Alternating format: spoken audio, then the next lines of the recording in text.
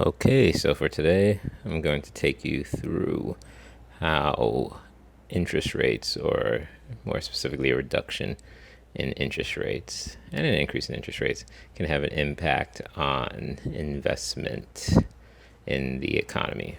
So, first, I want to show you what the investment demand market can look like in our hypothetical economy here. So, I'm going to take you over to the part of this that says investment market, and I'll give you an idea of how the investment market gets modeled in this hypothetical economy.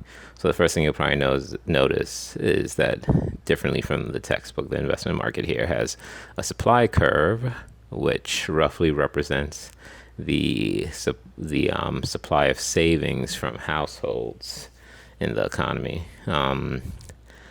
I've modeled this just so that there is a complement and it looks like a supply and demand model, but understand that in this model, the the influence on household savings isn't the same as the influence on investment demand, and I'll show you that in a quick second. But you can see over here that we have our typical demand and supply schedule that shows us how much investments demanded per year at varying interest rates and how much is supplied per year as far as savings at various interest rates.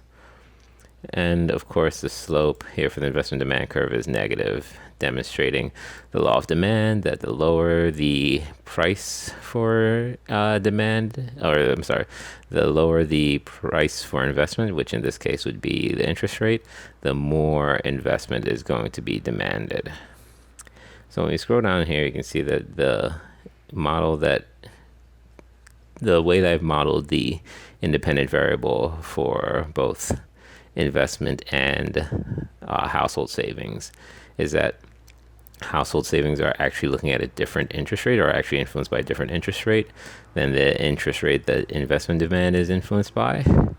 The reason I've chosen to model this way, and you'll see here that the interest rate that households are influenced by is the risk-free rate versus the 30-year mortgage rate that I've used to model the independent variable for investment demand. So in this model, there's an assumption that there isn't going to be an equilibrium between household savings and investment demand.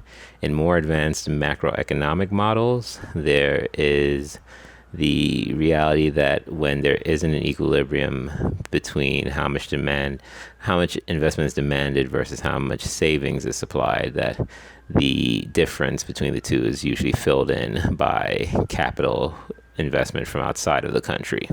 So just looking at this example, the fact that there is a demand for $3.4 trillion of investment, but only a supply of $1.1 trillion of investment, would mean that the other basically 2 trillion is going to be filled in by capital coming in from overseas. And the logic behind that economic theory is that if people are saving this little compared to what demand exists for investment, then they are probably consuming a lot, and that consumption is both happening domestically but also happening in the form of imports from overseas. So when consumers buy goods from overseas, they're clearly sending their country's currency, in this case the US dollar, to those suppliers overseas, the people who are supplying the goods overseas. And those dollars will flow to people who are savers, who are people who have net savings, and they will probably use those dollars to invest back in US assets. So either by purchasing some of our federal debt, for example, but as we learned in prior videos, the federal debt is largely owned by domestic buyers. Or they may just use it to invest in other forms of capital on the private side of the equation to help meet the domestic demand for goods in the United States. So using that logic here, we've used for the independent variable for the savings supplied. The independent variable in this case is the risk-free rate, which I've made the yield on the 10-year Treasury. That is going by the logic that most of the federal debt is owned domestically. And it would seem to follow that the preference for domestic buyers looking to save or to store savings would be to keep it with treasuries. Again, this is an assumption, and I wanted to make it clear that this is a relatively broad assumption, but for the sake of keeping the model simple, I've made this assumption. The other assumption I've made is that the interest rate determining the demand for investment is a 30-year mortgage, which I'm going off the logic is much more representative of the cost of capital rather than the risk-free rate, which by essence does not take into consideration that there is risk in investment, right? It's called the risk-free rate because it is the rate effectively provided by an entity that has virtually no risk. In this case, the United States government, which will always be able to tax enough of its residents in order to pay its debt, therefore making it virtually risk-free, as opposed to things, capital investment like in housing, which inherently has a risk built into it. So in this investment market, or probably better called a goods market, we have a rate of investment that is demanded by the 3.94% interest rate. The rate of investment demanded is $3.42 trillion. So let's go back to our control panel to see what that does with the rest of the macro economy.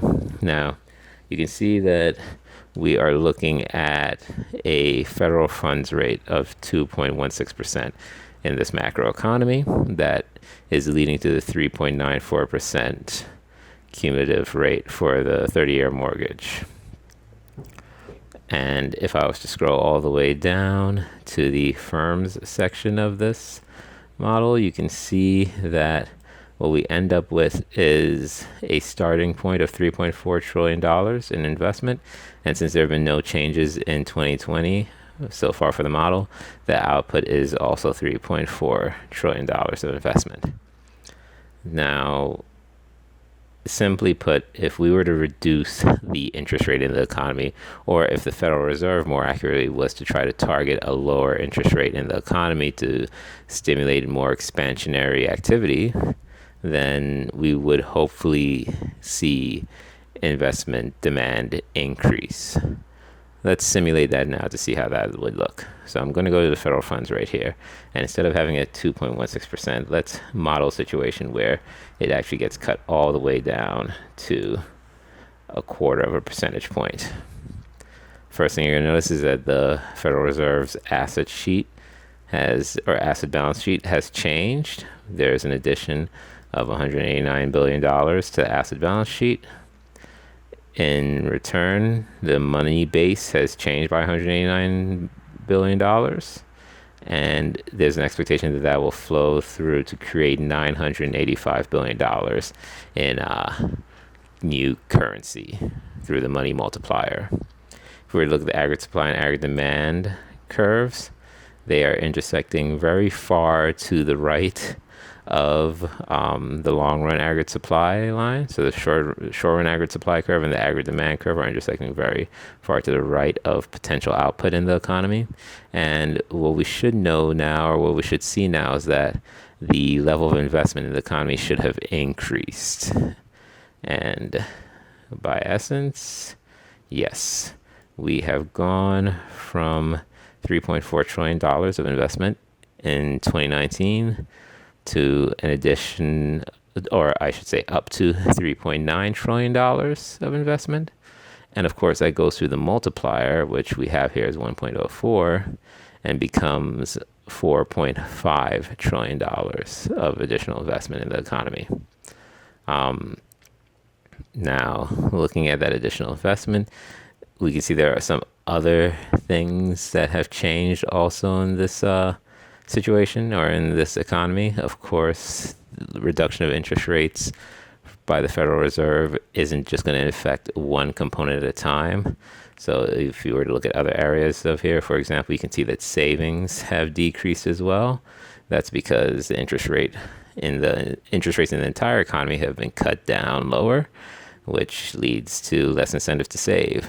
If we were to look back at the interest rates here, you can see that the federal funds rate is at 0.25, which is great, but because the federal funds rate has dropped lower, other rates that have connected mechanisms to the federal funds rate have also decreased.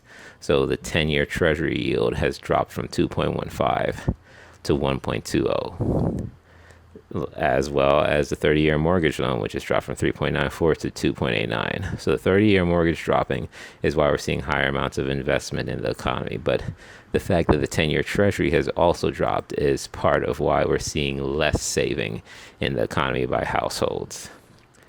And if we were to look at the investment market, this investment market here, then you would see that yes, we do see an increase in the amount of investment demanded and a decrease in the amount of savings that were supplied. So let's see now with this stimulation from the Federal Reserve where the economy would be operating at, or where the economy would end up. We want to make this gap between aggregate supply and aggregate demand 0. So I'm going to use a goal seek measure here. And then using this goal seek, I'm going to tell the goal seek to achieve a couple of objectives. First of all, it's going to set the target cell that I've highlighted already to value 0. And it's going to change the price level to do so. And I'm going to hit solve on that. And while it's solved, let's go back to the control panel here so we can see what's going on.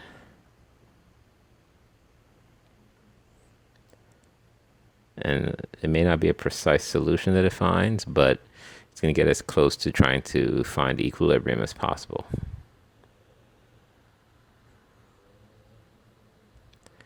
Okay, so it didn't find a perfect equilibrium, but what we see here is that the economy has grown. In 2019, it started off at $19.1 trillion in real GDP, and that has increased in 2020 to $19.7 trillion. There is hypothetically some deflation occurring because of this stimulative effect. And what we end up seeing is that there is an expectation of prices to decrease by 4%. And, that makes some sense of the direction of prices and interest rates being connected through various mechanisms or through some longer term mechanisms. It has a stimulative effect is the big takeaway here, is that with nothing else changed, just reducing the interest rate has a stimulative effect, and that stimulative effect is very pronounced in the investment side of the aggregate supply model. What happens if we were to raise interest rates? What if we thought that the economy was overheating a bit and we wanted to bring it back towards alignment? So instead of having a 2.16 federal funds rate, we wanted to bring it up to 3%. Oh, added 2 percentage signs. Let me fix that. I'm going to bring it up to 3%. What you see is that the balance sheet for the Federal Reserve decreases, which represents the Federal Reserve, of course, selling these bonds.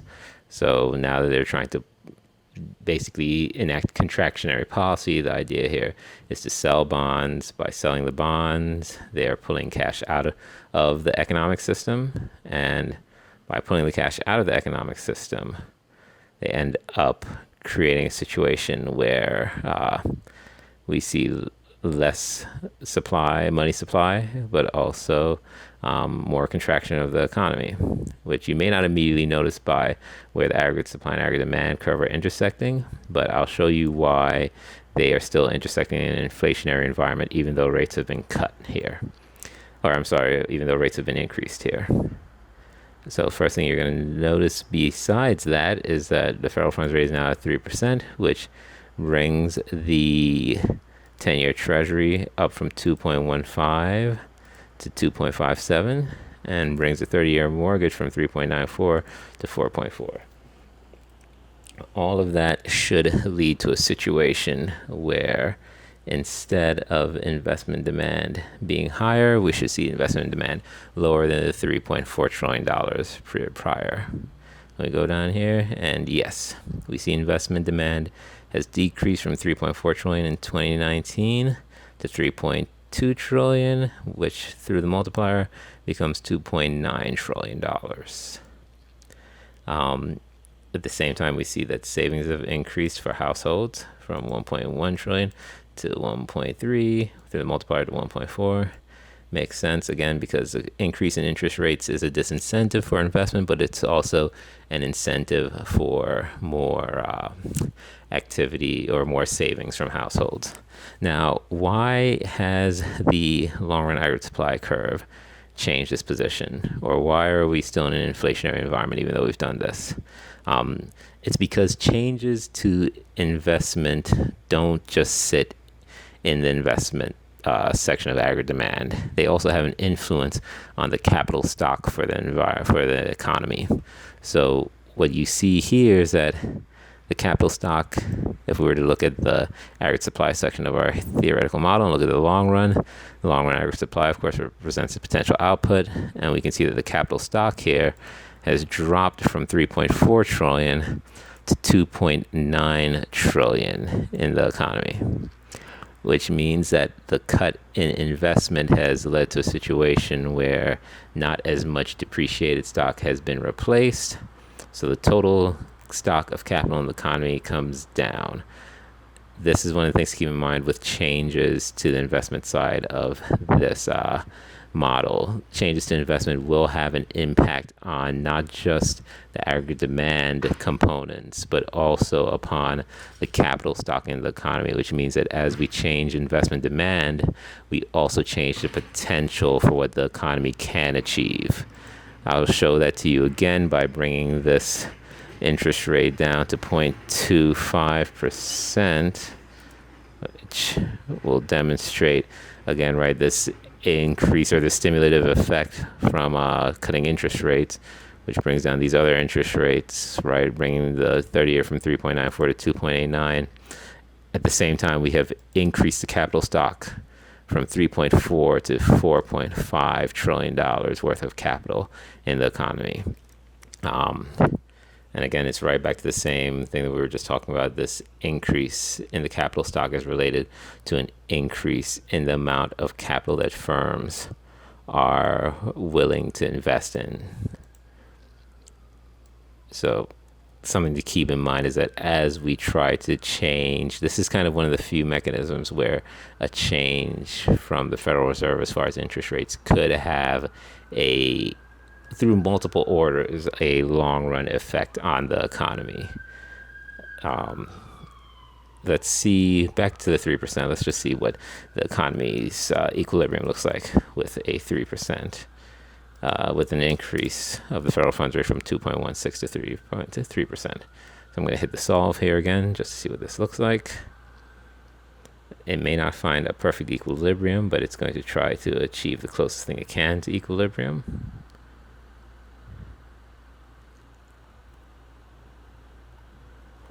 By the way, that increase in the capital stock also probably explains a bit of why we had seen deflation occurring when we cut the interest rate before. Okay, so increasing the interest rate now has led to a situation where the economy's output drops from 19.1 trillion to 18.7 trillion. With inflation increasing by 2%, or the price level increasing by 2%. And we have a